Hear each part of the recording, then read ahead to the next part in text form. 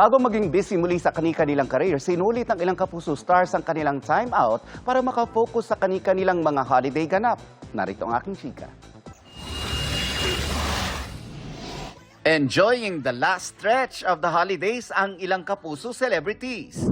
Si Stars on the Floor champion Rojon Cruz, quality time with the fam habang enjoy na nagpapakain ng mga penguin.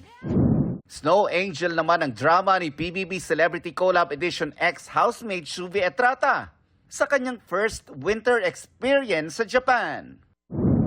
Makeover ang naging time out ni Kapuso leading man Mike Tan at ang nagsilbing stylist ang kanyang kids.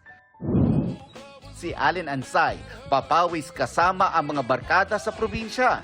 Dahil sa kanyang busy schedule sa Manila, nami-miss daw ni Allen ang pagbabasketball with childhood friends.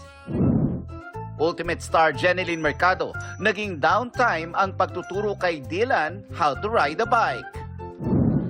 Padjak on the road ang naging holiday grind ni Christopher Martin. Taking things slow but colorful ang ganap ni House of Lies star Beauty Gonzalez. At restoring an old car ang naging kakaibang ganap ni Bubble Gang star Matt Lozano. Ikaw Kapuso, ano ang ganap mo to end the holidays? Whatever it is, may it recharge you para fully motivated sa pagbabalik trabaho.